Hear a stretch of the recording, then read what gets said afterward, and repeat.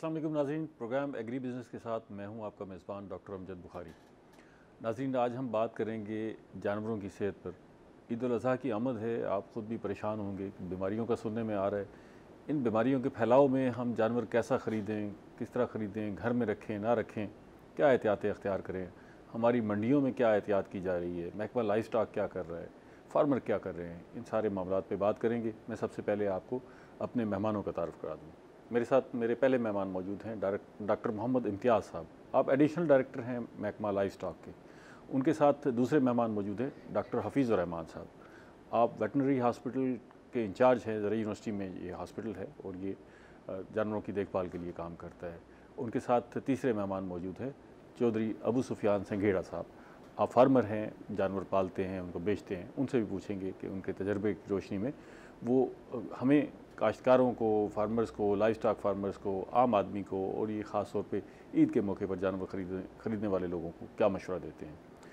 Doctor साहब, सबसे पहले तो मुझे ये बताइएगा कि ये एक इस वक्त परेशानी की लहर है, अमूमन नहीं होती, लेकिन इस ईद पर, ईद भी करीब आ गई और ये परेशानी हो गई कि लंपी स्किन जो है वो फैल गई है, कांगू वायरस फैल गया। हालांकि ये बीमारियां कोई इतनी हमें पता लगा कि ख़तरनाक नहीं है, लेकिन क्योंकि हिसास है मामला, लोगों ने कुर्बानी करनी है, गोश्त खाना है, खाने का मामला है, इसलिए हिसासियत बढ़ जाती है।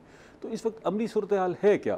कोई बहुत ज़्यादा परेशानी वाली बात है कि या कोई इतनी ज़्यादा परेशानी है नहीं? मेहरबानी, शुक्रिया डॉक्टर अमजद साहब, आपने मुझे इस प्रोग्राम में इन्वाइट किया। सबसे पहले तो मैं जो लंपी स्किन जो डिजीज़ है इसके बारे में थोड़ा सा ब्रीफली इंट्रोडक्शन बताऊंगा। इसकी अलामात भी बता दीजिएगा और इसका सोर्स ऑफ ट्रांसमिशन क्या है। ठीक है। बेसिकली ये एक वायरल प्रॉब्लम है और ये एक जो इसका मेन सोर्स है इस बीमारी के ट्रांसमिशन का, वो है एक टिक की वजह से ये बीमारी। टिक को हम आसान लफ्ज़ों में क्या कहेंगे? टिक का जो है उसको हम चिचड़ भी कहते हैं लोकल, या इसको पिस्सू भी कहते हैं। चिचड़ को तो हर आदमी समझता है ना, चिचड़ की वजह से, चिचड़ की वजह से मक्खी या मच्छर, ठीक है, उसकी बाइट की वजह से ये एनिमल में बीमारी ट्रांसफ़र हो रही है। ठीक है, ये इसके मेन सोर्स हैं ट्रांसमिशन के। और जिसके लंपी स्किन डिजीज़ को हम गिल्टीदार या गिल्टीदार बीमारी में उसको कहते हैं। ठीक है। जो इसके अलामात में, जो इसकी बुनियादी अलामात हैं, उसमें एनिमल का जो टेम्परेचर है वो इंक्रीज़ हो जाता है। ठीक है। और जो उसकी स्किन पर पेनफुल जो हैं कुटेंडस नोड्यूल्स वो बन जाते हैं, सर्कुलर नोड्यूल्स। ठीक है। तो और इसके बाद जो इसको थोड़ा सा नेज़ल डिस्चार्ज और आंखों से पानी, ये इसके हैं बुनियादी अलामात। अच्छा, ठीक है। मैं ज़रा डॉक्टर साहब से पूछना चाहूँगा। डॉक्टर साहब, ये बताइएगा कि ये इसका मतलब ये है कि चिचड़ जो है वो बहुत सारी बीमारियों का सबब बन रहा है और मसाइल की जड़ भी मुझे लगता है कि ऐसे चिचड़ है, और हमने तो चिचड़ के साथ ही ज़िंदगी गुजारना सीख ली है। हमारे देहातों में तो शायद इतनी केयर भी नहीं की जाती चिचड़ के वाले से। जैसे अभी डॉक्टर साहब ने बताया ना कि चिचड़ की वजह से LSD भी हो रही है, लंपी स्किन डिजीज़, जिसको हम जल्दी या गिल्टीदार बीमारी कहते हैं। ठीक है। और इसी की वजह से कांगो बीमारी भी फैलती है। एक ख़ास किस्म का चिचड़ होता है। कांगो का सबब भी यही होता है? जी, कांगो का सबब भी यही है। तो बेसिकली ये दोनों बीमारियां जो हैं वो चिचड़ की वजह से ही फैल रही हैं। ठीक है। तो इसके लिए, इसको कंट्रोल करने के लिए हमें इसकी चिचड़ की पॉपुलेशन पे कंट्रोल करना पड़ेगा। इसका लाइफ साइकिल जो होता है उसको ब्रेक करना पड़ेगा। वैसे इसकी पॉपुलेशन बहुत ज़्यादा है पाकिस्तान में या कोई सर, दुनिया से? इसकी पॉपुलेशन जो है, ये जानवर जो है ना, जानवर क्योंकि कलरफुल होता है, रंग बिरंगे, तो ये कलर्ड चीज़ों की तरफ चिचड़ जो है वो अट्रैक्ट होता है। अच्छा, ठीक है। तो हम जैसे अब मंडियों में जाएंगे जानवर ख़रीदने के लिए, तो वहाँ पे हमें एक तो शॉर्ट्स नहीं पहनने चाहिए, छोटे कपड़े नहीं पहनने चाहिए, उसमें चिचड़ लगने का खतरनाक है। बिल्कुल ख़तरनाक है। और इंसान को अगर ये यही चिचड़ काट ले, जो ख़ास किस्म का होता है, जिसे हाइलोमा कहते हैं, ठीक है, हम उसकी एक नस्ल है, एक्सोडाइड, सख्त चिचड़ जिसे कहते हैं। जब वो काट लेगा तो वो जो है वो वायरस उसके अंदर मौजूद होता है, वो ट्रांसमिट कर देता है इंसान के अंदर। ठीक है। अच्छा। और जब वो वायरस ट्रांसमिट हो जाता है तो इंसान को, बेसिकली कांगो फीवर इंसान को होता है, जो मेन बुनियादी तौर पे, जो कि ख़तरे की अलामत है। ठीक है। तो इसमें हमें दस्ताने पहनने चाहिए, कंप्लीट जो है वो ड्रेसिंग करनी चाहिए। तस्वुर भी नहीं है हमारे यहाँ तो, मतलब हम इतने कई, मेरा ख्याल है हमने तो देहातों में देखा है कि लोग हाथ से ही चिचड़ हटा रहे होते हैं। वो गलत प्रैक्टिस है। ये पहले तो ये बताइए, लंपी स्किन आपके लिए ये कोई नई बीमारी है या पहले भी इसका वजूद था पाकिस्तान में? नहीं, पाकिस्तान में तो ये अपीयर हुई है कोई 6-8 माह पहले। इससे पहले कभी इसका नहीं जिक्र सुना? इससे पहले नहीं, लेकिन हम इसको इस तरह से जो फार्मर पढ़ते हैं, चीज़ें देखते हैं, बेसिकली ये साउथ अफ्रीका की बीमारी है, ओरिजिन वहाँ है इसका, और इसको चीचक आप कह लें। अच्छा, जानवरों का चीचक कह लें? जी, जानवरों का चीचक कह लें आप। ठीक है। अच्छा, उसमें ये है कि जैसे अभी बात हो रही थी कि हमारा फार्मर हाथ से तोड़ रहा होता है चिचड़ और ये तो चीज़ें। आप उसको उतार रहे होते तो थोड़ा सा हमें समझना होगा कि ये चिचड़ था और ये बीमारियां इस तरह से नहीं फैल पा रही थी। उसकी वजह ये थी कि पहले हमारे पास ज़्यादा हमारा इंडिजिनस एनिमल था। ठीक है, अल्लाह ताला ने इस खित्ते के हिसाब से हमें वो एनिमल दिया था ठीक है, जो रेजिस्टेंट था ऐसी चीज़ों के लिए। ठीक है। अच्छा, दूसरा ये है कि उसके बाद फिर ये सिलसिला शुरू हुआ एग्जॉटिक एनिमल का। पहले सीमन वाह, आए, फिर ठीक है। एनिमल इंपोर्ट एनिमल होना आने शुरू शुरू हुआ। हुए, तो ठीक उसके साथ भी फिर को बहुत सारी चीज़ें जो हैं, मैं समझता हूँ कि हमारा कोई ऐसा स्टैंडर्ड नहीं था कि हम ये सारी चीज़ें चेक करके आने देते, तो बीमारियाँ इस तरह वैसे से भी भी। अफगानिस्तान की तरफ से तो हमारी इतनी वो लोकल ट्रेड है कि उसको तो चेक ही नहीं किया जा सकता। अफगानिस्तान 2200 किलोमीटर पर ट्रेड हो रही है। जी, अफगानिस्तान से एनिमल आता कोई नहीं, अफगानिस्तान तो हमारा वहाँ एनिमल सुने जाता है। वो दुम्बे लाए जाते हैं, वो पेशावर के बाज़ारों में सारा दुम्बा वही बिकता है, कढ़ाई शढ़ाई उसी की बनती है। हाँ, मुमकिन है, लेकिन मेरे नॉलेज में नहीं है ये बात। अच्छा। लेकिन असल में जो है कैपेसिटी बिल्डिंग का है। मैं ये समझता हूँ ये बीमारी जब से आई है महकमा कोशिश कर रहा है, हमें नज़र आ रहा है। मैं एक एग्जांपल देता हूँ कि जी जैसे बीमारी अपेयर हुई फौरी तौर पे एंटीबायोटिक का ज़ोर दे दिया जाता है, जबकि इसका एक साइकिल है जो कि 6 हफ्तों का कम अज़ कम है। जैसे बंदे को नज़ला ज़ुकाम होता है तो एक हफ़्ता आप दवाई खा लें जी। तो 6 दिन में आराम आ जाएगा, दवाई नहीं खाएंगे तो एक हफ्ते में आराम आ जाएगा। अच्छा, तो उसमें ये हुआ कि जी हमारी कैपेसिटी बिल्डिंग इस तरह से नहीं थी इस बीमारी के हवाले से। वैक्सीन उस तरह से नहीं है, अभी भी शॉर्ट है, अवेलेबल नहीं है उस तरह से। फार्मर को अवेयर करना महकमे के लिए मैं समझता हूँ जितनी एक फोर्स है बहुत मुश्किल काम है, क्योंकि हमारे यहाँ स्कैटर्ड फार्मिंग है। ये हमारे यहाँ घर के बाहर जानवर बंधा है, सोलंग पे बंधा है, ढारे में बंधा है, तो इतना मतलब कारपोरेट फार्मिंग नहीं है कि आप चंद लोगों को बुलाएं और कैपेसिटी बिल्ड करते हैं। तो फिर उनके माली हालात भी ऐसे हैं कि वो उस चीज़ को, उसकी हाउसिंग को क्लीन करने का आप समझाएंगे तो इस पर हम बात करते हैं। मैं वो ज़रा जानना चाह रहा था कि ये चिचड़ जो है इसको जिस्म से, जानवरों के जिस्म से उतारने के लिए हमने तो यही देखा है कि जो लाइव स्टॉक फार्मर है वो हाथ से ही उसको खींच के उतार रहा होता है। आप खुद क्या तरीकाकार अडॉप्ट करते हैं चिचड़ों की सफाई के लिए? पुरानी बात है। अब तो एवरमेक्टिन जो है ना वो गर्मियों में एक प्रैक्टिस है फार्मर्स की, ठीक है, कि वो 38 दिन के लिए वो सिक्योर कर देता है एनिमल को। अच्छा। तो वो गर्मियों में जो चिचड़ का जो पीक सीज़न है इसकी तो अवेयरनेस डिपार्टमेंट ने दी है फार्मर्स तक, सब फार्मर तक हाँ, पहुँची। अब वो चिचड़ वाला और कांगू वाला शायद मैं समझता हूँ कोई इतना ख़तरा और स्ट्रेस नहीं है। ये LSD का बिल्कुल है। अच्छा, LSD एक सीरियस प्रॉब्लम है इस वक्त जिसको देखने की ज़रूरत है। और बायर के लिए तो इसमें सिंपल सी बात है कि अगर उसके जिस्म पे दाने हैं या दानों के निशानात हैं तो वो LSD है। LSD है। इस पे अभी क्लीनलीनेस पे भी बात करेंगे। एक तो फार्म पर है और मंडियों में है, दोनों के क्या असरात मरतब होंगे। मैं डॉक्टर साहब आपसे जानना चाहूँगा कि ये ठीक है जो सब कह रहे हैं कि जी आप जाएँ और देखें कि जी एक नज़र देखने से अंदाज़ा हो जाएगा कि ये जानवर किसी बीमारी का शिकार है या नहीं है। ये भी तो हो सकता है कि वो उस वक्त उसके अंदर उसके असरात मौजूद हों, आप घर ले जाएं और फिर उसके बाद वो असरात ज़ाहिर होना शुरू हो जाएं और वो बीमार जानवर हो। तो ये दोनों तरफ से इसकी एहतियातें हैं। एक तो महकमा लाइव स्टॉक जो है वो खुद मंडियों में क्या कर रहा है, जानवर लाए जा रहे हैं फिर फ़रोख्त के बाद लेके जा रहे हैं लोग, उनके लिए क्या कोई आप सिर्फ गाइडलाइन फराहम कर रहे हैं या उन जानवरों को चेक कर रहे हैं, या कोई जिस तरह हमने वैक्सीनेशन की सर्टिफिकेशन लाजमी करार दी है मूवमेंट के लिए, तो वहाँ मंडियों में भी कोई इसकी सर्टिफिकेशन की जा रही है? मतलब मैं ये चाह रहा हूँ कि हमारे जो कंज्यूमर एंड से उसकी प्रोटेक्शन के लिए क्या किया जा रहा है? पहले तो ये चीज़ है कि ये ज़रूरी नहीं कि जिस भी एनिमल के स्किन पर नोडल्स हो उसको लंपी स्किन नहीं है। अच्छा, ये भी ज़रूरी नहीं ये है? भी ज़रूरी नहीं है, ठीक है। और भी इश्यूज हो सकते हैं जिसकी वजह से नोडल्स बन सकते हैं, कोई एलर्जी हो सकती है या कोई पैरासिटिक इन्फेस्टेशन और प्रॉब्लम हो सकता है जिसकी वजह से उसकी बॉडी पर नोडल्स हो।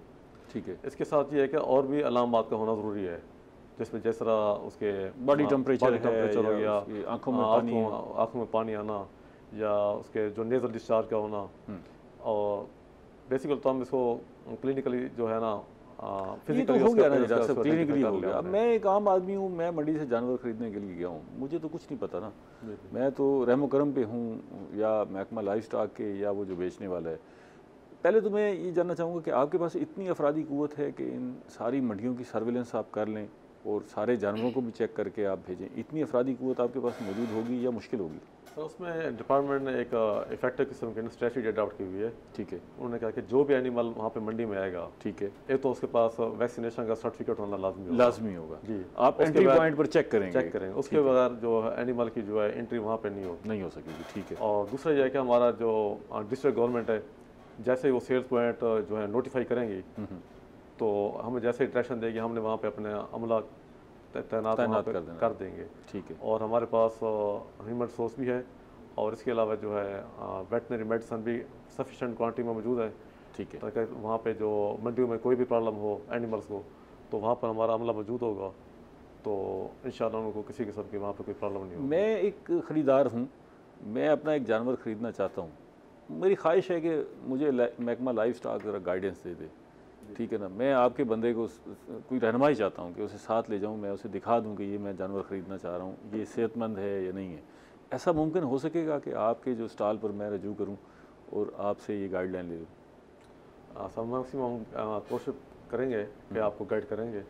और वैसे भी हम जो हमारा लाइफ स्टॉक अमला है वो कैपेसिटी बिल्डिंग कर रहे हैं फार्मर की। हमें यही पूछना चाह रहा था कि इतनी अफरादी क़ुव्वत आपके पास मौजूद होगी, मंडियों में बड़ा फैलाव होता है और इतना जानवर बिक रहा होता है। वैसे हमारे जो यूनियन काउंसिल है पर हमारा अमला जो तैनात है ना, जो या मौजूदा जात में, वहाँ पर हम जो फार्मर हजरात हैं उनकी कैपेसिटी बिल्डिंग करते रहते हैं। उनको हम बताते रहते हैं कि हेल्दी जो सेहतमंद जानवर है उसकी क्या अलामत है, जो बीमार है उनकी क्या अलामत है। वो तो आप फार्मर की करते हैं ना जी, इस वक्त तो फार्मर ही धोखा दे रहा होता है, पता नहीं वो क्या क्या पिला पिलू के। मैं आपसे बिल्कुल जानना चाहूँगा कि वो पता नहीं क्या पिला के आके वो जो है ना जानवर बेच जाता है, फिर जानवर जब आप लेके आते हैं तो उसकी कैफियत कुछ होती है, जब घर पहुँचता है 2 4 6 घंटे बाद कैफियत कुछ हो जाती है। आपसे मैं डॉक्टर साहब पूछना चाहूँगा, लेकिन एक ब्रेक ले लें, ब्रेक ज़रूरी है, उसके बाद फिर इस पर मज़ीद बात करते हैं। नाज़रीन मिलते हैं एक छोटी सी ब्रेक के बाद।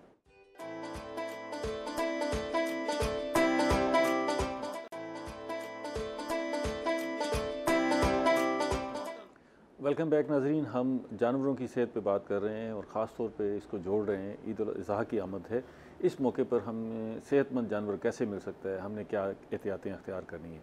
डॉक्टर साहब, ये अभी हम बात कर रहे थे मंडियों के हवाले से कि मुझे एक सेहतमंद जानवर चाहिए। चलें, अगर हमारे पास अफरादी क़ुव्वत नहीं है तो वो क्या गाइडलाइन है? आपके प्रोग्राम के थ्रू भी हम ऐसी दे सकते हैं। क्या गाइडलाइन है जिससे तो उसमें गाइडलाइन ये कि जैसे अभी हम 2 बीमारियों का खास तौर पे कांगो और LSD का जिक्र कर रहे हैं, तो इसका हमने एक ही वेक्टर बताया है जो मेन तौर पे ट्रांसमिशन है वो टिक्स के थ्रू हो रही है। ठीक है। तो आप ऐसे जानवर ना खरीदें जिनके ऊपर जो है वो चिचड़ बहुत ज़्यादा मिकदार में हो। अच्छा, आप कानों को देख सकते हैं। हाँ, जानवर के कान को आप जब देखेंगे उल्टा के देखें, उसके अंदर बहुत ज़्यादा तादाद के अंदर चिचड़ मौजूद होंगे। उसके हैवाने के ऊपर, ठीक है, उसका जो बैक का एरिया जो लाइन होती है पीछे से, ठीक है, जहाँ पे दोनों टांगे सेपरेट हो रही होती हैं, वहाँ पे चिचड़ों की भरमार होती है। पूंछल के इर्द गिर्द जहाँ से वो पखाना फुजला खर्च करता है, जो मकद होता है, उसके इर्द गिर्द बहुत ज़्यादा, क्योंकि ये छुप के रहते हैं, लाइट से थोड़ा सा दूर रहते हैं और रात को ये बाहर निकलते हैं। ठीक है, और दूसरे जानवरों में बीमारियाँ फैलाते हैं और ये फैल जाते हैं और इंसानों को भी ये नुकसान दे सकते हैं। मतलब तो ये वो अलामत है। हाँ, चिचड़ आप देख लें, और लेकिन उसके लिए ग्लव्स और हल्के रंग का कपड़ा, जैसे पहले हम जिक्र कर रहे थे, वो इस्तेमाल ज़रूर करें। अगर कोई चिचड़ आता भी है आपके ऊपर तो वो आपको अंदाज़ा हो जाता है कि ये चिचड़ और आपको। और दूसरा, हाथ से, जैसे अभी ये बात चल रही थी, हाथ से आपने इसको नहीं अलग करना, टिशू, कपड़ा या कोई भी चीज़, क्योंकि इसके अंदर अगर वायरस होगा तो आपके हाथ पे या कहीं पे भी अगर इसने काट लिया, जख्म कर लिया, तो वो ट्रांसमिशन बड़ी आसानी से हो जाएगी।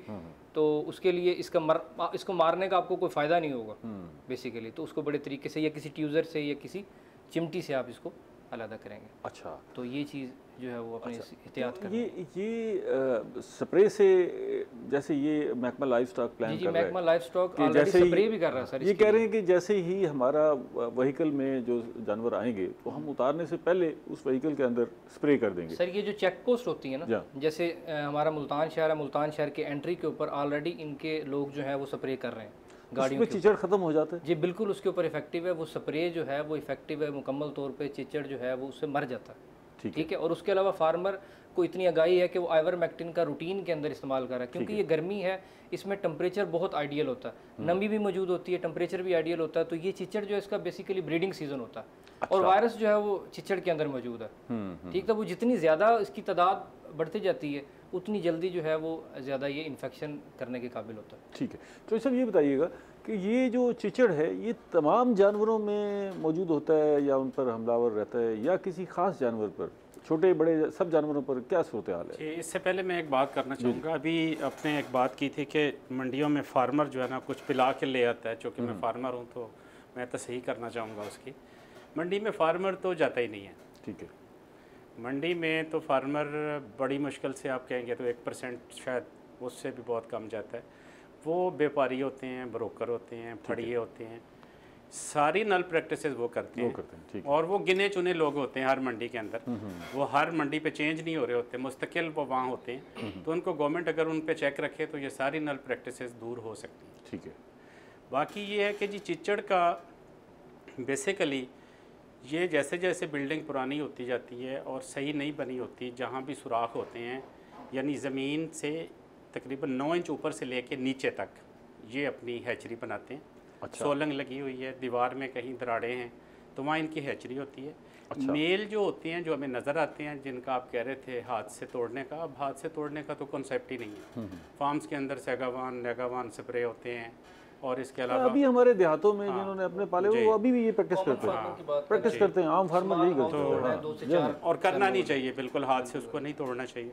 दूसरी बात यह है कि इनकी जो मादा होती है वो नीचे जाके रहती है सुराखों के अंदर जहाँ हैचरी बनाई होती है, और वो बिल्कुल बारीक होती है।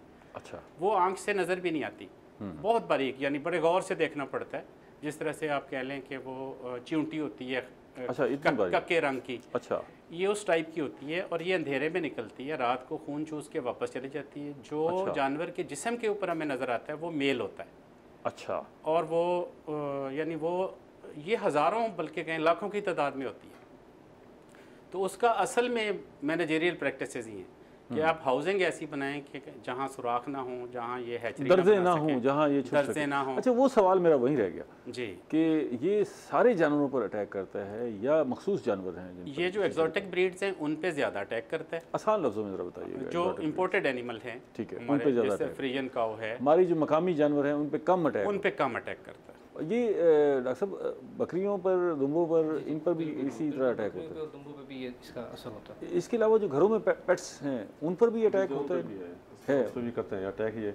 अच्छा। और दूसरा ये जो है टिकांगों के हवाले से बात कर रहे थे आप, और इसके लंपी स्किन के हवाले से, जो इनका जो मेजर डिफरेंस है ना, जो ये दोनों हैं तो टेक की वजह से बीमारियाँ फैलती हैं। लेकिन जो इंटरेस्टिंग चीज़ है वो है कि कांगों में जो ह्यूमन साइड है उसकी हेल्थ पे उसका इफेक्ट होता है, और एनिमल में उसको कोई वो नहीं है, उसमें कोई भी सिम्टम नहीं होते।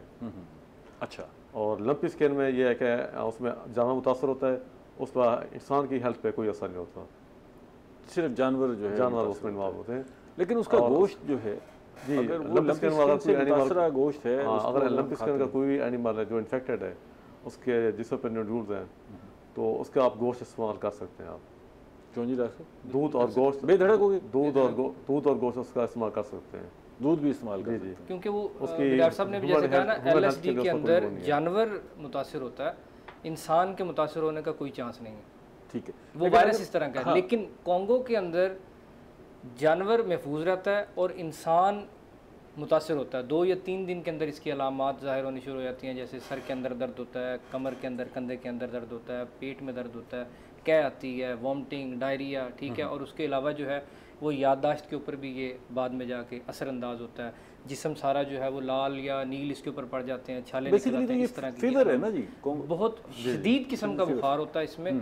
और 1 हफ्ते के अंदर अंदर अगर लापरवाही बरती जाए, जैसे हमारी रूटीन है ना, हम बगैर डॉक्टर को चेक करवाए, काबिल इलाज है जी काबिल इलाज है, लेकिन अगर तशखीस बर वक्त हो जाए, मतलब शिद्दत अख्तियार ना करे, शिद्दत अगर, वरना तो 7 दिन के अंदर अंदर जो मौत वाक़ हो जाती है। अच्छा, ठीक है। तो ये 3 दिन बाद, 3 दिन इंक्यूबेशन पीरियड है। ठीक है। जैसे LSD के अंदर इंक्यूबेशन पीरियड 14 दिन था, ठीक है, हमारे जो वायरस होता है उसका, लेकिन इसके अंदर जो है इंक्यूबेशन पीरियड 3 दिन का। इसका मतलब अगर आप कोई जानवर वगैरह घर लाए हैं ईद के दिनों में और उसके असरात कहीं मुरतब होने लगते हैं, कहीं बुखार शुगर होता है, तो फौरी तौर पर डॉक्टर से रजू करना चाहिए। बिल्कुल रजू करना चाहिए। ये आगाही जो है वो फ्राहम कर रहा है ऑलरेडी डिपार्टमेंट भी, और हमारे जो यूनिवर्सिटी वेटनरी अस्पताल है यहाँ पे भी जो लोग आते हैं हम उनको भी गाइड करते हैं। हमारे डिपार्टमेंट में भी ये चीज़ गाइड की जा रही है।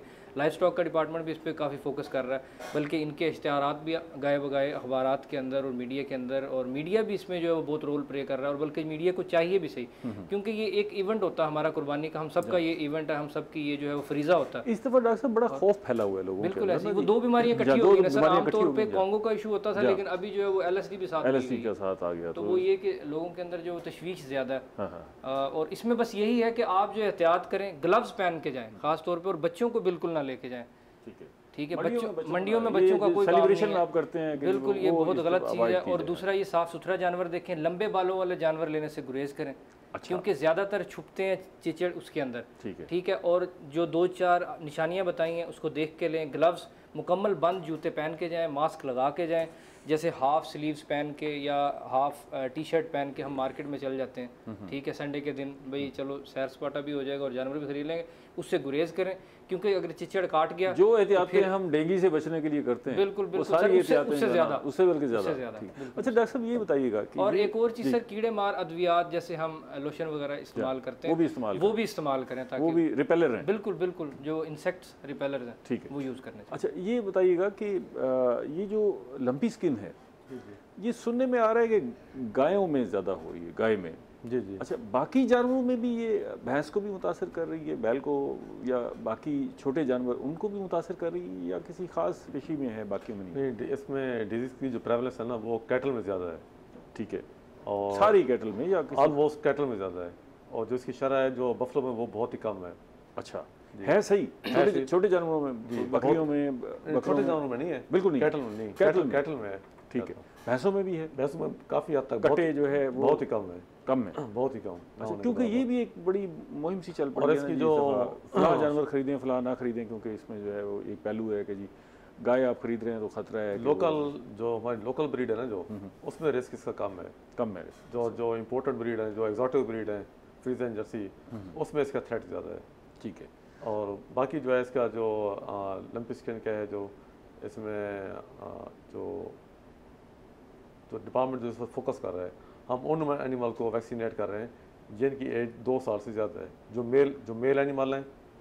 अच्छा, मतलब उनमें ज़्यादा इम्कानात हैं, उनको ऐसा है कि ईद उल अज़हा की आमद है। ठीक है, तो एनिमल की ज़्यादा स्लॉटर इंडियन एनिमल की होगी, तो इंडियन एनिमल की हमने उनको सेफ्टी के लिए तो डिपार्टमेंट ने एक पॉलिसी डिवाइस की है कि 2 साल से ऊपर के जो एनिमल हैं उनको वैक्सीनेट करें ज़्यादा। ठीक है, और जो मेल वैक्सीनेट आप कैसे कर रहे हैं? एक तो ये है ना कि आपने हिदायत दे दी सारे फार्मर्स को जी फौरी तौर पे वैक्सीनेशन करवाएं। जी जी। दूसरा ये है कि आप खुद जाके वैक्सीनेशन कर रहे हैं, इसमें तरीकाकार क्या अख्तियार किया जा रहा है वैक्सीनेशन का? उसका तरीकाकार ये है कि डिपार्टमेंट ने एक SOP बनाया हुआ है, उसको हम एक ऐप उसमें मुतारिफ करी है, ADRS ऐप। ठीक है, उस पर फार्मर भी उसको एक्सेस कर सकते हैं। ठीक है, और जो हमें जो फीडबैक मिलता है वो तो मिलता है फार्मर की तरफ से। हमारे जो फार्मर हजरात हैं वो हमारे वेटरनरी हॉस्पिटल वहाँ पे जाते हैं, वो वहाँ पे बताते हैं कि हमारे फार्म पे प्रॉब्लम आया हुआ है। ठीक है, तो हमारा वहाँ पे अमला जाता है, वहाँ पे वहीं जाके आप वैक्सीनेशन, वहीं पे जाके वो एक हमारे जो ऐप है उसके ऊपर हम बाकायदा रिपोर्ट करते हैं उस बीमारी को। रिपोर्ट करने के बाद फिर हम वहाँ पैसे कितने लिए जाते हैं वैक्सीनेशन के एक जानवर की? नहीं, वो जो हम वैक्सीनेशन कर रहे हैं वो फ्री ऑफ कास्ट है। Free of cost? जी, उसमें डिपार्टमेंट की तरफ से नहीं, बिल्कुल फ्री ऑफ कास्ट है वो। और कोई भी फार्मर जहाँ पे फोकस उन एरियाज को कर रहे हैं जहाँ पे प्रॉब्लम आया हुआ है। अच्छा, फिर तो अगर वैक्सीनेशन तो प्रिवेंटिव हो गया ना जी, तो अगर प्रॉब्लम नहीं भी है फिर भी अगर वैक्सीनेशन करा दी जाए तो अच्छा है। मतलब जी बिल्कुल, उसमें कोई कबात नहीं है, उसमें कबात नहीं है। मार्केट में भी दस्तयाब है ये वैक्सीनेशन, मतलब आप वैक्सीन ले लें और ख़ुद ही लगवा लें, ऐसा मुमकिन है या ज़रूरी है कि महकमा लाइफ स्टॉक को रब्ता करना पड़ेगा? प्राइवेट सेक्टर में यकीनन मौजूद होगी ये वैक्सीन। अच्छा, लेकिन हम फार्म हजरात को गाइड कर रहे हैं कि आप हमसे रब्ता करें, हमारे पास जब वैक्सीन फ्री ऑफ कॉस्ट है तो यहाँ से लगवाना चाहिए। वहाँ पे अभी चौधरी साहब से इस पर राय लेंगे कि वो आपसे लगवाना चाहेंगे या प्राइवेट मार्केट से, लेकिन एक ब्रेक ले लेना चाहिए। नाज़रीन मिलते हैं छोटी सी ब्रेक के बाद।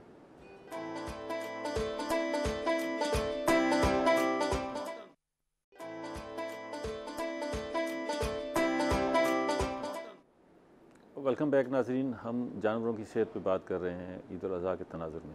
तो सब ये जो बात अभी डॉक्टर साहब कर रहे थे कि निजी शोबे में भी वैक्सीनेशन के लिए सारे सहूलियात हैं, वैक्सीन भी दस्तयाब है और लगवा भी सकते हैं, तो आपने कभी ये तजर्बा किया है प्राइवेट वैक्सीन लगवाने का? जी, मैं इस पर यह कहूँगा कि महकमा और फार्मर ये तो मिल के ही चलते हैं, तो कोई भी कोई प्रॉब्लम है वो रिज़ॉल्व होता है। लेकिन सही बात को ना कहना किसी चैनल पे आके, किसी फोरम पे आके, तो वो भी एक डिसऑनेस्टी होती है। अभी तक वैक्सीन मतलूबा मिकदार में दस्तयाब नहीं है। अच्छा, प्रायोरिटी पे कैटल को लग रही है और उसको लग रही है, जैसा कि खुद डायरेक्टर साहब फरमा भी रहे हैं कि 2 साल से बड़ा जानवर जो है, बेसिकली यूँ कहें कि जिसने ट्रांसपोर्ट होना है मंडी, वो प्रायोरिटी पे है एनिमल इस वक्त। जिस लेवल पे इसको होना चाहिए वो नहीं हो रही। अभी तक कैपेसिटी भी पूरी बिल्ट नहीं है। जब इसको मच्छर काटता है इन्फेक्टेड एनिमल से होके दूसरे एनिमल को काटता है तो वो ट्रांसमिट करता है उसमें, खाली चिचड़ नहीं है, मक्खी भी है। मक्खी भी, अच्छा, ठीक है। जहाँ ये फार्मर को वहाँ नेगावान और इस तरह की स्प्रे करने की ज़रूरत है, इसी तरह डॉक्टर को भी बताने की ज़रूरत है कि वो एक इन्फेक्टेड एनिमल को लगा के फिर दूसरे एनिमल में वो सिरिंज यूज़ ना करे, या नीडल वो यूज़ नहीं होनी चाहिए। ठीक है।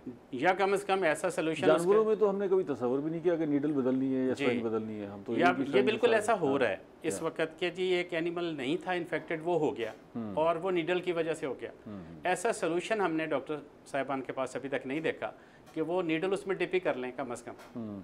तो वो आते हैं, एक 25 एनिमल्स की वो वायल है मिनिमम, सारों को लगा के, वो सबको लगा के उसी से, और उससे मेरे जो एक्सपीरियंस में आया है उससे जो है ना वो वही प्रोसेस हुआ है जो मक्खी और मच्छर से हो रहा है, वो नीडल से हो रहा है। तो एनिमल जो सही था। जो सर ये बताएं कि इस वक्त की कैफियत आप बता रहे हैं जी, एक परेशानी की लहर तो होगी ना फार्मर्स के अंदर। जी एग्जैक्टली। एनिमल हमसे खरीद कोई नहीं रहा, मार्केट पे भी असर पड़ रहा होगा। बिल्कुल। तो कोई एक तो परेशानी है, एक है सरासीमगी की कैफियत ना, कि लोग जो है वो ये कारोबार छोड़ रहे हों, भाग रहे हों कि जी अब बड़ा ख़तरा है, खदशा है, पता नहीं जाओ कि ये कब कंट्रोल होगा। कैफियत है क्या, वो हल्की फुल्की बेचैनी है या बहुत ज़्यादा है? बेहैसियत कौम हमें ये समझना है कि एक नई डिज़ीज़ आई है, इसमें मतलब जो है ना एक दिन में ना डॉक्टर की कैपेसिटी बिल्ट हो सकती, पॉसिबल नहीं है, ना फार्मर की हो सकती है। इसने 6-8 माह लेने हैं, उसके बाद ये चीज़ें सेटल डाउन, पहले भी चीज़ें आती हैं वो सेटल डाउन हो जाती हैं। इसमें फार्मर को अपना रोल अदा करना है, डिपार्टमेंट को अपना रोल अदा करना है, गवर्नमेंट को अपना रोल अदा करना है। मसलन मैं ये कहूँगा कि हमें R&D करना चाहिए। ठीक है, मैंने ये देखा है कुछ फार्म से इन्फेक्टेड होते हैं एनिमल तो सैंपल भेजा जा रहा है। ठीक है, R&D हो और हम इसको लोकली वैक्सीन इसकी बनाएं, और मास लेवल पे जब तक हम वैक्सीन नहीं करते इससे जान नहीं छूटेगी। ठीक है। और ये भी मैं बताना चाहूँगा कि ये 6 हफ्ते का है, इस पर कोई सरासीम की या खौफ में मुब्तला नहीं होना चाहिए। ठीक है। ये एनिमल को आप जो है ना वो सही तरीके से ट्रीट करें। इसने 6 हफ्ते बाद, मतलब पहले हफ्ते बाद इसका स्ट्रेस कम हो जाएगा, फिर दूसरे हफ्ते बाद और कम हो जाएगा, फिर ये आहिस्ता आहिस्ता बाद में एनिमल ठीक हो जाता है। ठीक है। वो निशान भी मरने की शरह जो है बड़ी कम है। जी हाँ, तकरीबन ना होने के बराबर है। ना होने के बराबर है। अगर फार्मर और मतलब डिपार्टमेंट जो है ना, वो फार्मर अगर पहुंच जाता है डिपार्टमेंट के पास तो डिपार्टमेंट जिस तरह से फिर हेल्प करता है। लेकिन बहरहाल मैंने ये देखा अभी कैपेसिटी बिल्डिंग की है, डर के हम नुकसान कर रहे हैं। मसलन फ़ौरन एक हैवी डोज हम एंटीबायोटिक की देते हैं जिससे टॉक्सिसिटी बढ़ती है और एनिमल के जो जोड़ होते हैं वहाँ पे भी स्वेलिंग शुरू हो जाती है, फार्मर और घबराना शुरू हो जाता है।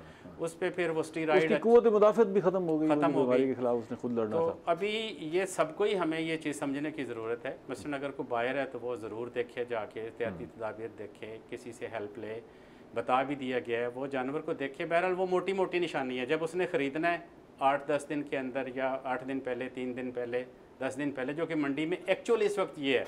ठीक है, कि बायर बिल्कुल रुक गया है, वो कहता है मैं उसी वक्त ही लेके आऊँगा जिस वक्त मैंने ज़िबा कर देना। ठीक है, और इस निशानी का इसका ये इस तरह से नहीं एकदम से ये बीमारी नहीं ज़ाहिर हो जाती। जानवर पहले ऑफ फीट होता है, हाई टेम्परेचर पे जाता है, फिर उसकी गर्दन पे छोटे छोटे निशान, दाने निकलने शुरू होते हैं जो बाद में जिस्म पे फैलते जाते हैं। अगर सही तरीके से हम उसको उस वक्त ट्रीट कर रहे हैं और अपने होशोवास के साथ, हमारी कैपेसिटी बिल्ट हो जाती है, डॉक्टर की भी और सारा जो प्लेयर्स हैं इसके अंदर, स्टेक होल्डर्स हैं, तो मेरा ख्याल है ये कोई ऐसी बीमारी नहीं है जिससे खौफ में कंट्रोल हो सकती है, कोई इशू नहीं है। लेकिन चौधरी साहब, आपके तजर्बे से मैं फ़ायदा उठाऊँगा, एक इसका शरई पहलू भी है। आप जानवर ले आए, हम में से कोई ऐसा शख्स नहीं है जो इस पर जो है वो वजाहत कर सके, लेकिन आपके तजर्बे की बायस मैं आपसे पूछ रहा हूँ कि आप जानवर ले आए हैं, घर में खड़ा किए, हफ्ते बाद उस पर बीमारी की अलामात ज़ाहिर हो गई हैं और वो लंपी स्किन डिजीज़ से मुतासर है, फिर आप उसे कुर्बानी करें उसकी या ना करें? मसलन मैं ये कह सकता हूँ कि अगर मैं हूँगा तो नहीं करूँगा। नहीं करनी भी नहीं चाहिए मेरे जी, करनी भी नहीं चाहिए। मुतासरा है अगर वो गोश्त में, नो डाउट उसमें कोई प्रॉब्लम नहीं है, लेकिन कुर्बानी के एक पैरामीटर जिसमें खूबसूरती भी है वो तो खैर मतलब वैसे इस पे मेरा ख्याल है कि मुफ्तियान हजरात से भी जो है ना जान लेना चाहिए कि भाई क्या सूरत हाल है। आप तो ठीक जानवर लेके आए, बाद में बीमारी का शिकार हो गया। दागी जानवर नहीं चलता ना। हाँ, दागी जानवर नहीं चलता, वही है जो लंगड़ा हो उसकी कुर्बानी नहीं करनी चाहिए, उसको बेहतर रिकमेंडेशन है। मेरा ख्याल है कि ये एक सही स्ट्रेटजी होगी कि 8 दिन पहले या इससे कुछ कम दिन पहले जानवर लिया जाए, तो ये 99% जो है ना ये प्रॉब्लम अवॉइड हो सकती है। पता लग जाएगा क्या सूरत हाल है अगर ऐसी कुछ। अच्छा डॉक्टर साहब, इस दफ़ा ईद उल अज़हा के मौके पर फोरकास्ट है कि बारिशें बड़े पैमाने पर हो सकती हैं, बारिशों का इम्कान है। तो बारिशों से हमारे यहाँ जो मंडियों की हालत है वो आपको पता है क्या हो जाती है, हमारे फार्म्स की जो हालत है वो भी आपको अंदाज़ा है क्या हो जाती है। तो क्लीनलीनेस का वो लेवल नहीं होगा जो हम एक्सपेक्ट कर रहे हैं, जो होना चाहिए, ख़ास तौर पे इन बीमारियों के हवाले से भी। तो इसके तनाजुर में भी महकमा लाइफ स्टॉक को प्लान कर रहा है, और अगर ऐसी कोई सूरत हाल हो जाती है तो आपकी गाइडलाइन क्या है फार्मर के लिए भी और मंडियों में जो व्यापारी हैं, आड़ती हैं, उनके लिए?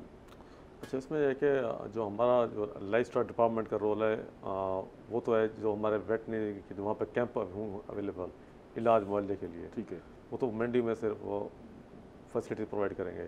बाकी जो वहाँ पे क्लीनलीनेस का इशू है या टेंटेज का इशू है या वाटर का शॉर्टेज का इशू है, ये सारा डिस्ट्रिक्ट जो गवर्नमेंट है ये उनकी रिस्पॉन्सिबिलिटी है, ठीक है, या लोकल गवर्नमेंट वो उनका टेकअप करती है, ठीक है। लेकिन इसके असरात पे तो हमें ज़रूर बात करनी चाहिए ना। ये अमूमन हमने ये देखा है कि मंडी लग गई, मंडी तो ज़ाहिर है ओपन एयर में लगती है, ज़्यादा टेंट आप लगा लेते हैं कि भाई छाँव के लिए, गर्मी से बचाने के लिए, लेकिन फिर अगर कोई ज़ोरदार बारिश हो जाए और पता लगता है जी मंडियों में पानी खड़ा हो गया और कीचड़ ही कीचड़ हो गया, तो उसकी जानवरों की सेहत पर कोई असरात मुरतब होते हैं? बिल्कुल हो सकते हैं। अगर जानवर को ठंड लगती है और सर्दी होती है तो उससे भी बहुत सारी बीमारियां, जैसे गल घोटू है, HS है। अब बारिशों के सीज़न में जो है वो ये इसकी भी आउटब्रेक शुरू हो जाती है जी। ये तीसरी बीमारी है एक जो आमतौर पे ठंडी हवा जब चलती है, मानसून का सीज़न होगा और बिल्कुल मानसून का बारिशों की वजह से जो है इससे एक बैक्टीरिया होता है, ठीक है, वो ज़्यादा एक्टिव हो जाता है और जो है वो बीमारी पैदा कर सकता है। तो इस तरह के ख़तरात भी मौजूद हैं। तो इसकी सफाई सुथराई का काम क्या जो है वो सजेशन क्या देंगे आप, क्या सजेस्ट करेंगे डिस्ट्रिक्ट गवर्नमेंट को भी, क्या सजेस्ट करेंगे इन हालात में? या तो कोई पक्की सड़कों पर ऐसी कोई कॉलोनी हो जहाँ पर जो है नई कॉलोनी बन रही हो, उसकी सड़कें मौजूद हों, वहाँ मंडियाँ लगा ली जाए, कुछ ना कुछ तो ज़ाहिर इकदाम करना चाहिए ना। जहाँ पे भी आप लगाएं सफाई तो वहाँ पे रखनी पड़ेगी, लेकिन कच्ची जगह पर तो बड़ा मुश्किल हो जाता है ना, जहाँ पानी खड़ा हो जाए तो फिर बड़ा मुश्किल हो जाता है। तो वो अगर कोई बड़ा ग्राउंड हो तो वो ज़्यादा बेहतर है। चौधरी साहब से पूछते, चौधरी साहब आप इसको मैनेज खुद अपने फार्म में भी करते होंगे कि बारिश आ जाती है ज़्यादा? जी बिल्कुल, फार्म की हाउसिंग जो है ना इस तरह से होनी चाहिए कि हर वेदर के हिसाब से आप उसको जानवर की हेल्थ और उसकी जो उसकी नीड्स हैं वो पूरी होनी चाहिए। जानवर बेज़ुबान है, वो आपके रहमो करम पे है, तो फार्मर को हाउसिंग ऐसी बनानी चाहिए और जिसमें जो है ना हर मौसम के हिसाब से वो जानवर आराम से रह सके। लेकिन ये जो इस वक्त बात डॉक्टर साहब कर रहे थे, फिज़र रहमान साहब, ये मैं एक गवर्नमेंट को नहीं कहता, दुनिया के अंदर मंडियों के SOPs हैं, वहाँ जानवर आते हैं, कहाँ उन्होंने ऑफलोड होना है, कहाँ मंडी में जो है ना वो उसका पता चले कौन बंदा जानवर लेके आया है, उसकी आइडेंटिफिकेशन हो, जानवर चोरी का तो नहीं है। फिर इसके अलावा बारिश तो देखें, मैं तो एज ए फार्मर, मेरे लिए तो सबसे बड़ा इशू ये है कि मेरा कोई कसूर नहीं, मैंने 2 साल जानवर पाला, 2.5 साल पाला, एन मौके पे बारिश आई और मेरा जानवर आधी कीमत में बिक रहा है। मतलब ये मैं तो गवर्नमेंट को कहूँगा उस वक्त के गवर्नमेंट को, और ये हमें बड़ी मायूसी होती है। मसलन ये लाइफ स्टॉक डिपार्टमेंट को तो हम ये कह सकते हैं कि इन्होंने ट्रीटमेंट नहीं की, इन्होंने ये नहीं किया, इन्होंने वो नहीं किया, लेकिन अल्हम्दुलिल्लाह मैं ये डिपार्टमेंट फिर भी हमारी पहुँच में है, लेकिन मंडी जाके हम फेल हैं, ठीक है। और वहाँ बारिश के अलावा भी इशूज़ हैं। अच्छा, वो ये है कि जब जानवर मंडी में जाता है और अगर नहीं बिक सकता, वापस आता है तो 10 बीमारियाँ वहाँ से साथ लेके आता है। अच्छा, वहाँ की कोई क्लीनिंग नहीं है, वहाँ हर तरह का, देखें जो मॉइस्ट जगह होती है ना वो फेवरेट जगह है किसी भी बैक्टीरिया के लिए, फैलने के लिए, ठीक है, और उसको ग्रोथ करने के लिए, और हमेशा सॉइल के अंदर ही मौजूद होता है। जानवरों की तमाम बीमारियों का बैक्टीरिया सॉइल के अंदर ही मौजूद होता है, ठीक है। बहुत कम बीमारियाँ जो मतलब किसी उस मीडिया से पहुँचती हैं, ठीक है, अदरवाइज़ जो है ना वो, तो उसमें ये है कि मंडियाँ बिल्कुल उस तरह नहीं बनी हुई। इतना हालांकि रेवेन्यू जनरेट होता है, इतने टैक्सेस हैं, जानवर जा रहा है तो 500 रुपये पर्ची लेगा फी जानवर, तब वो मंडी में बिक सकता है, और जब वो वापस आ रहा है तो वो उसमें पराली डालने के भी पैसे लेंगे। अच्छा, ठीक है, अगर आप वापस लेके आ रहे हैं ट्रांसपोर्ट में परचेज़र ने उसके अंदर 3,000 की या 5,000 की पराली, हम जो बीफ के लिए एनिमल वहाँ से ख़रीदते हैं लॉट के लिए 3 माह या 4 माह के मॉडल पे, तो हमें उस वक्त हम परेशान हो जाते हैं जानवर को लेके, कौन कौन सा माफिया है जिससे हम जो है ना टक्कर लेते हैं। तो इतना पैसा लेने के बावजूद कोई सिक्योरिटी नहीं है, कोई ऐसी सहूलत नहीं है, कोई पीने का पानी नहीं है। फड़िया हमसे ही जानवर मतलब जो है ना वो फार्मर से जानवर खरीदता है, उसके अंदर पाइप लगा के पानी भर देता है, उसका 1 मन वज़न बढ़ा के वहाँ जो है ना वो जो फार्मर उसको लेने आया होता है उसके लिए लॉट के लिए फीड लॉट के लिए वो लुट जाता है। कंप्लेंट्स करते रहते हैं। तो आप कोई इस वक्त गवर्नमेंट को, चाहे उससे डिस्ट्रिक्ट गवर्नमेंट को शुमार कर लें या सूबाई हुकूमत को, कोई मैसेज बतौर फार्मर देना चाहते हैं कि जी आपका ये मुतालबा है, इसको ये ठीक किया जाना चाहिए?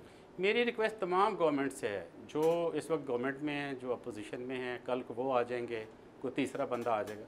मेरी ये रिक्वेस्ट है कि बंदा अपने मुल्क के अंदर वो जगह तो देखता है जहाँ उसकी जीडीपी में कोई हिस्सा डाल रहा है। एग्रीकल्चर और लाइफ स्टॉक जीडीपी में हमेशा एक हिस्सा डाल रहा है, उसको उतना रीपे भी होना चाहिए। उसको रीपे भी होना चाहिए। उसका इंफ्रास्ट्रक्चर तो ऐसा बना दें कि जो है ना वो बिजनेस बढ़ सके और मुल्क का फ़ायदा हो सके। डॉक्टर साहब, आप कोई पैगाम देना चाहेंगे लाइफ स्टॉक, महकमा लाइफ स्टॉक की तरफ से, कि फार्मर के लिए भी, व्यापारियों के लिए भी और ख़रीदने वालों के लिए? मेरा मैसेज है कि जो हमारे मवेशी पाल हज़रात हैं उनको किसी किस्म की कोई भी प्रॉब्लम हो एनिमल के हवाले से, हमारे जो वेटरनरी सेंटर है हर यूनियन काउंसिल पर मौजूद है और वहाँ पे हमारा अमला तैनात है। कोई भी प्रॉब्लम हो वहाँ से रब्ता करके सर्विस ले सकते हैं। ठीक है, आपकी तरफ से कोई गाइडलाइन जी? लास्ट मेरी तरफ से यही है कि मक्खी, मच्छर और चिचड़ के लिए स्प्रे किया जाए। ठीक है। और जो चिचड़ों से और इन हशरात से हिफाजत के लिए टीका आइवरमेक्टिन का हम इस्तेमाल करते हैं, उसका आप इस ब्रीडिंग सीज़न में गर्मियों में ख़ास तौर पे इस्तेमाल करें। और LSD के लिए वैक्सीन अवेलेबल है, वो ज़रूर करवाएं। उसके बगैर बचाव मुमकिन नहीं है। फार्मर को ये पता होना चाहिए कि हम जो मर्ज़ी एहतियाती तदाबीर कर लें, जब तक हम वैक्सीनेशन नहीं करेंगे हम इस बीमारी पर कंट्रोल नहीं कर सकते। बीमारी आने से पहले, बीमारी आने के बाद वैक्सीन नहीं हम कर सकते। और फार्म को साफ़ रखें, वहाँ से फुजला निकालें और साफ़ सुथरा माहौल होगा तो जितना आप जानवर को कंफर्ट देंगे वो आपको वापस पे बैक करेगा। बहुत शुक्रिया आप तीनों हज़रात का तशरीफ़ लाए प्रोग्राम में। हमारे प्रोग्राम का वक्त ख़त्म हो गया, मज़ीद बात करते हैं। नाज़रीन, हमने जानवरों की सेहत पे बात की। ईद करीब है, आपके लिए बहुत सारी गाइडलाइन थी कि आपने जानवर ख़रीदना है तो क्या एहतियातें करनी है, किस तरह ख़रीदना है, फिर घर में जानवर रखना है तो क्या करना है। सबसे अहम मामला, सारी चीज़ें घूम फिर के सफाई और सुथराई पर जाती हैं, और सफाई वैसे भी हमारे लिए आधा ईमान है। अगले प्रोग्राम तक इजाज़त दीजिए। अल्लाह ने के बाद।